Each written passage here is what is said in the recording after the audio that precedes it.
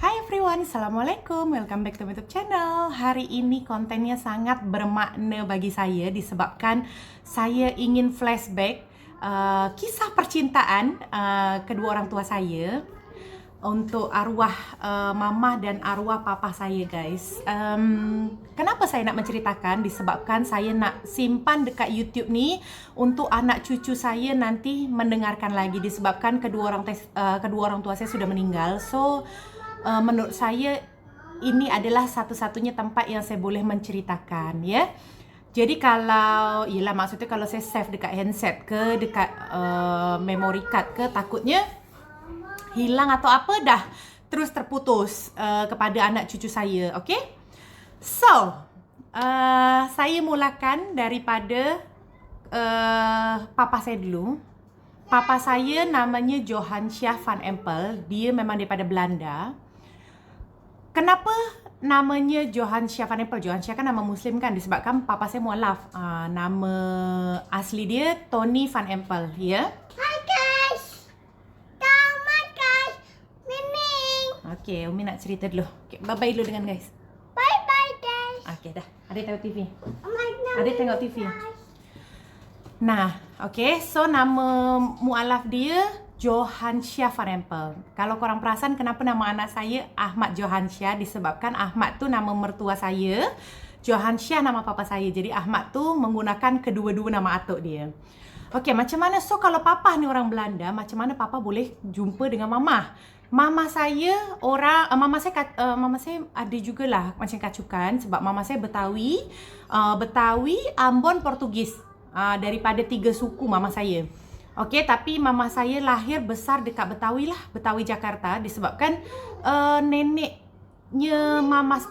ibunya mama saya dengan ibunya ada pelakon zaman dulu terkenal, Benyamin. Ni dia gambarnya. Korang kalau suka tengok-tengok cerita dulu, korang akan tahu Benyamin ni.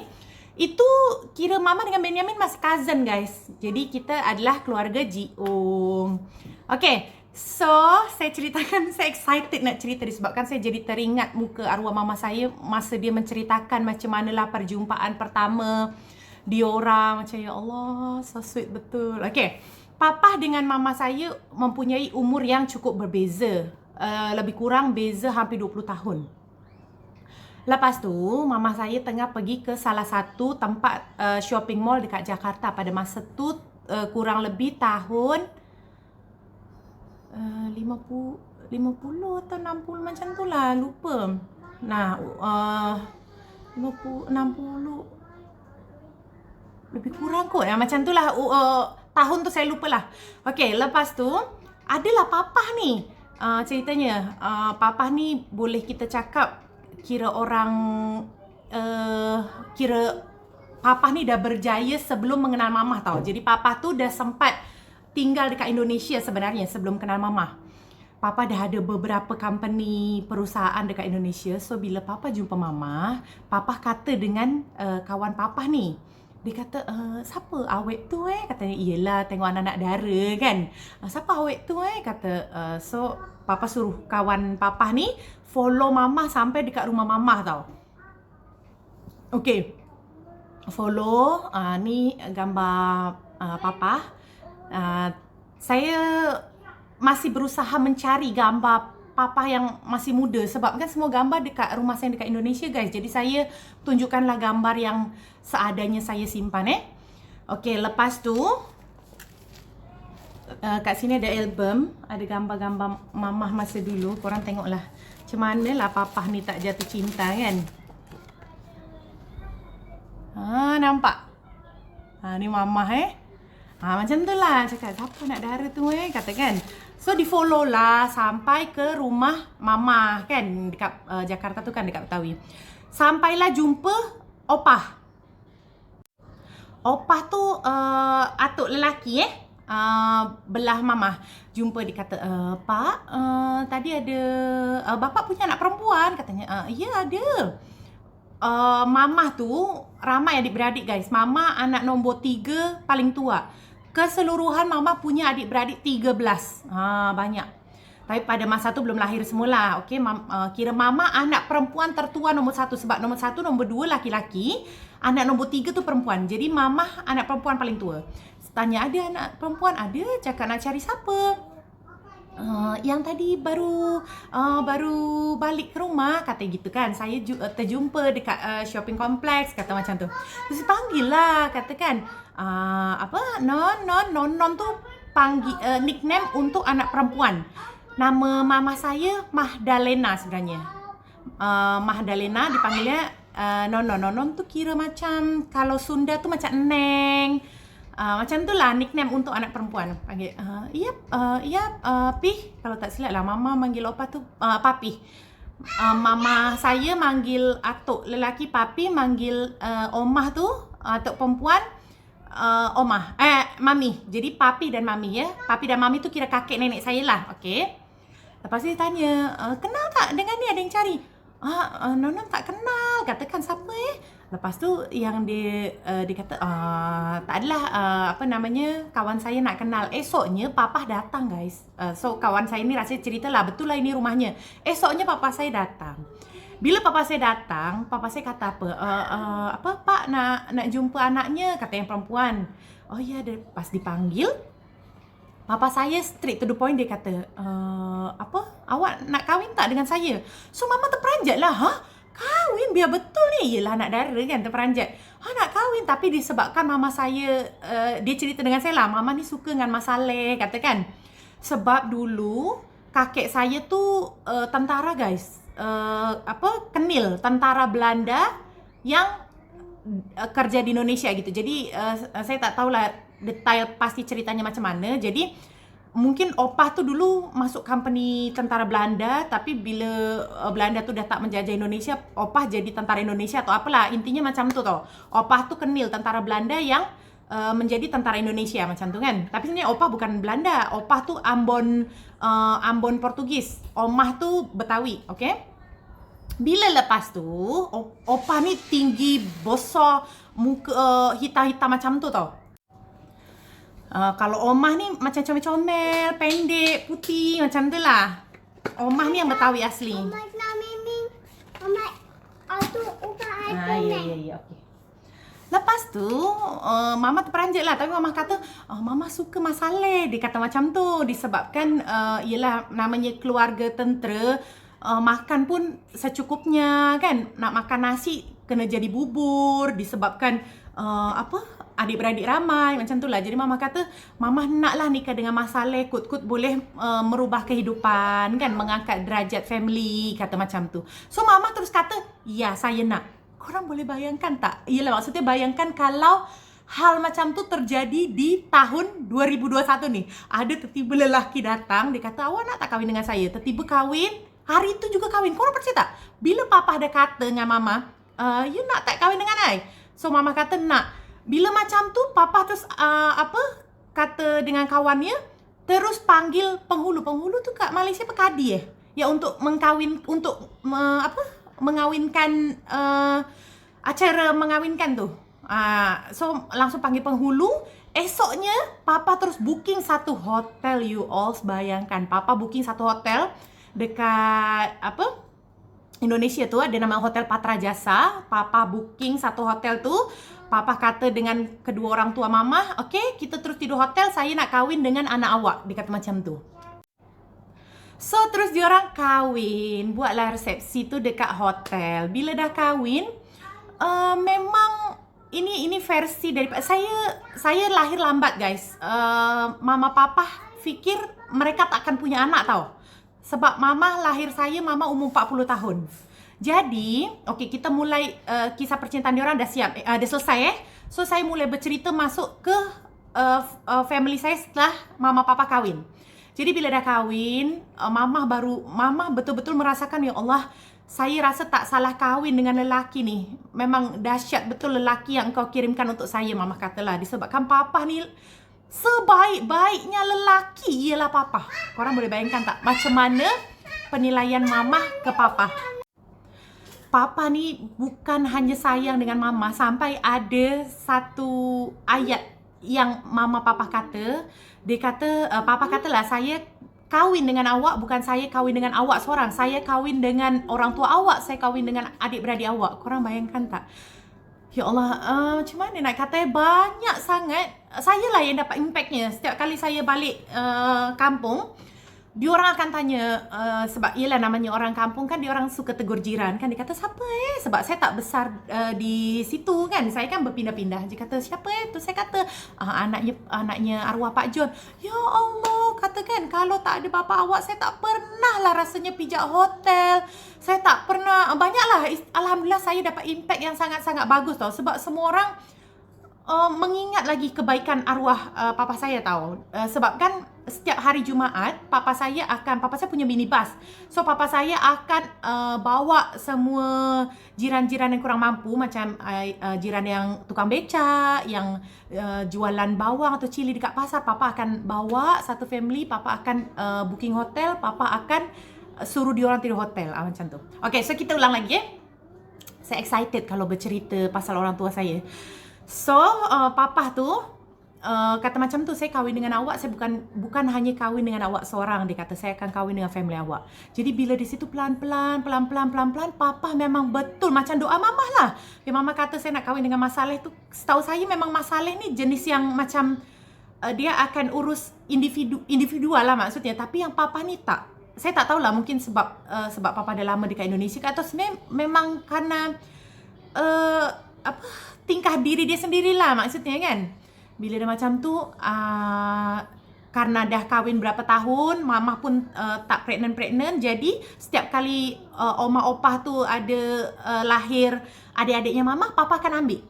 Jadi adik-adik mama saya sampailah detik ini, dia akan panggil mama saya tu mama.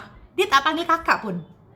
Sebab kan daripada mereka baby lagi, mama saya dengan papa saya yang jaga.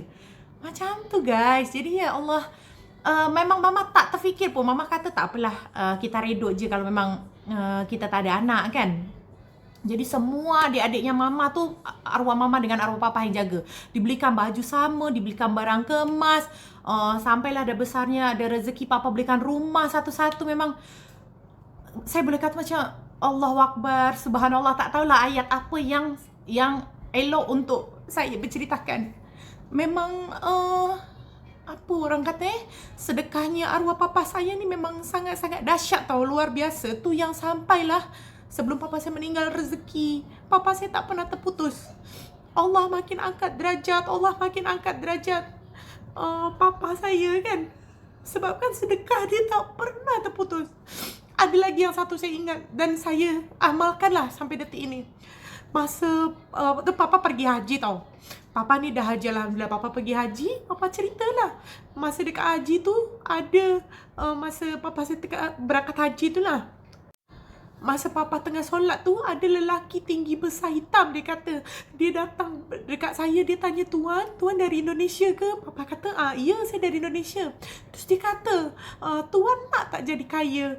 Terus, ya Allah, sorry ya guys, saya macam emosional tau kalau cerita cerita pasal kedua orang tua saya. Lepas tu papa kata, iyalah siapa manusia yang tak nak jadi kaya, dia kata kan. Terus orang tu, hamba Allah tu dia bagi amalan. Dia kata, okey saya bagi amalan dekat Tuan, Tuan ikutlah amalan saya ni, InsyaAllah rezeki Tuan takkan pernah terputus. Dia kata amalannya selama 40 hari, 40 Jumaat dan untuk 40 anak yatim. Tuan bagilah santunan, Tuan bagilah sedekah semampunya, even pun hanya RM1, dia kata. Yelah, maksudnya kalau Indonesia walaupun hanya setakat 500 rupiah atau 1000 rupiah aja, dia kata, Tuan bagilah santunan, tapi selama 40 Jumaat tu jangan sampai terputus. Dan itu untuk 40 anak yatim. Jadi masa papa balik tu, papa ceritalah dengan mama. Sebenarnya mama nak pergi haji juga, tapi masa nak pergi tu, berapa hari sebelum pergi, mama sakit. Jadi papa bayarkan orang haji lah pengganti mama. So lepas tu papa mulai tahu dari situ. Papa katalah dengan pekerja dekat rumah, tolong carikan 40 anak yatim. Setiap hari Jumaat harus ada 40 anak yatim. Tapi alhamdulillahnya dekat kampung situ memang ramai lah anak yatim. Jadi dikarenakan papa memang keadaannya lebih, jadi papa santun dengan beras, dengan uang gitu kan, tak pernah terputus. Tapi korang percaya tak, Allah tu memang dia menjanjikan apa yang umatnya buat, asalkan itu selalu di jalan Allah lah.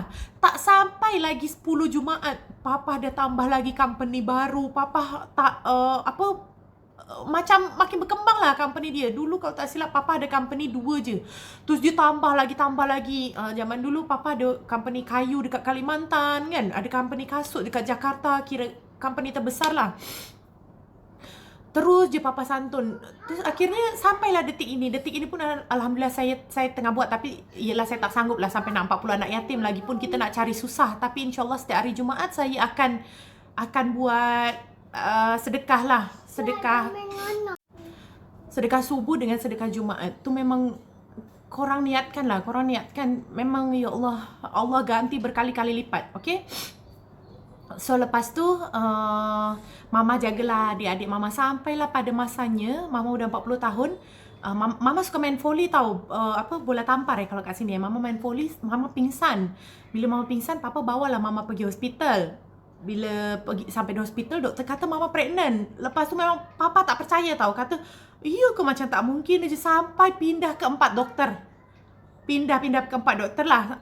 Semua doktor kata pregnant. Tapi Mama dengan Papa dia macam tak nak berharap tau. Dia kata, tengok je lah kalau perut saya besar, maknanya saya pregnant lah, macam tu je. Rupa-rupa alhamdulillah syukur adalah saya dalam perut Mama saya kan. Tapi macam tu lah, Mama dah tua, Papa pun dah tua kan. Memang kira family kita memang family yang sangat-sangat bahagia. Papa banyak santunan dengan orang. Dulu pun Papa ada klub motor besar. Papa banyak rekrut lah orang-orang yang kurang mampu, macam tu. Lepas tu sampailah bersalin saya. Mama melahirkan saya. Bila melahirkan saya, Papa happy lah. Tu yang kenapa dia bagi nama saya Cantik. Mungkin sebab saya anak perempuan satu-satunya. Lepas tu memang ialah buah hati yang diorang tunggu kan. Sampailah terus Papa kemana-mana. Papa ni jenis yang suka travelling tau. Papa terus pergi. Saya belum 40 hari lagi memang saya pun dah travelling tau. Papa naik motor besar, Harley motor besar kat depan. Saya, Mama, family semua dekat minibus kat belakang. Jadi konvoi macam tu lah kan. Terus keliling-keliling keliling Indonesia lah maksudnya. Sampailah pada masa tu Papa banyak shopping barang-barang saya kan. Papa belikan semua barang-barang saya sampailah ke 3 tahun. Semua baju sampai umur 3 tahun, seluar sampai umur 3 tahun. Korang percaya tak? Saya masa kecil dahsyat macam kalah-kalahkan princess tau tak? Saya punya baby sister 3. Dan saya jenis orang kata lah, saya jenis budak-budak yang macam susahlah nak dapatkan posisi macam saya. Sebab untuk baby sister yang mandikan lain, untuk baby sister yang bagi makan lain. Memang dahsyat lah rumah saya. Ni rumah saya dekat Indonesia. Bilik dia ada 9. Korang bayangkan. Dan dia dulu rumah tu betul-betul dijaga dengan guard, pekerja rumah boleh sampai lebih dari 5. Memang dahsyat lah, dahsyat. Pada masa tu memang family saya ni, orang tua saya memang dahsyat. Dia punya kelebihan maksudnya macam hidup lebih lah macam tu Rupa-rupanya masa saya nak sampai ke 3 tahun, Papa sakit. Arwah Papa sakit, sampailah arwah Papa saya meninggal. Korang boleh bayangkan tak? Papa saya, dia punya feeling, dia belikan barang-barang saya sampai saya umur 3 tahun. Rupanya di umur saya 3 tahun, Papa saya meninggal. Bulan Ogos saya birthday yang ke 3 tahun. September Papa saya meninggal. Jadi pada masa tu, sampailah detik ini kalau saya fikir, saya hanya mendapatkan cerita bagaimana dahsyatnya cerita tentang keluarga saya lah. Tapi saya tak pernah rasa, yelah budak 3 tahun. Sampailah sekarang kalau nak ditanya, ingat tak lagi dengan Papa tak? Memang saya tak ingat dengan Papa. Yelah. Tapi adik-beradik Mama saya semua yang merasakan lah. Kadang ada orang yang bercerita macam, Oh, yelah, macam mana kadang kalau orang macam family saya dah tua-tua kan cerita anak sendiri tak merasai kasih sayang, sedangkan tapi alhamdulillah lah adik-beradik mama saya semua merasakan. Jadi apabila macam saya sekarang tak dapat kasih sayang seorang ayah, adik-beradik mama saya diorang selalu ceritalah, papa ni memang orang yang baik, papa ni orang yang sangat dermawan, sebab diorang merasakanlah macam mana ketulusannya papa nikah dengan mama, dan papa memang mengangkat derajat adik-beradik dan family mama. Jadi sampai sekarang tu je lah saya, walaupun saya tak merasakan kasih sayang seorang ayah, tapi saya mendapat impact yang sangat bagus. Jadi saya selalu mendapatkan story-story, cerita-cerita macam mana arwah semasa arwah hidup. Macam tu je lah. Dan yang membuat saya percaya arwah orang yang macam tu, itulah ramai orang yang bercerita di luar family saya, macam jiran-jiran, dia bercerita hal yang sama. Yang kedua, mama saya sampailah arwah mama saya meninggal, dia memang tak kahwin lagi. Daripada papa meninggal sampai ke mama saya meninggal, jauh beza dalam 30 tahun lebih tau. 30 tahun lebih. Maknanya selama 30 tahun lebih mama saya hidup sorang-sorang. Saya sempat tanyalah masa saya dah membesar, saya kata, mama tak nak kahwin ke? Ada yang lamar mama saya, ada datang tau. Salah satu jenderal Indonesia, dia datang dekat mama. Dia nak melamar mama, tapi mama kata, minta maaf, saya tak boleh kahwin sebab saya memang merasakan tidak akan ada laki-laki sebaik Johan Shah Van Empel. Dia kata, korang boleh bayangkan tak? Kebaikan papa sangat mendalam di hati mama sampai mama tak nak kahwin lagi. Dahsyat kan? Okay guys, saya macam dah terlinang-linang air mata. Kalau korang suka dengan cerita ni, saya akan lanjut part kedua. Saya memang betul-betul ingin mengumpas tuntas macam mana sebenarnya kehidupan keluarga Empel, ya, family Van Empel macam mana sehinggalah saya membesar.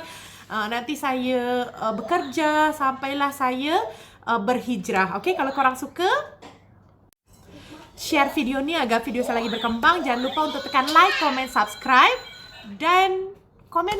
Kalau korang suka, komen. Saya akan lanjutkan part kedua, okay? Thank you guys for watching. Assalamualaikum.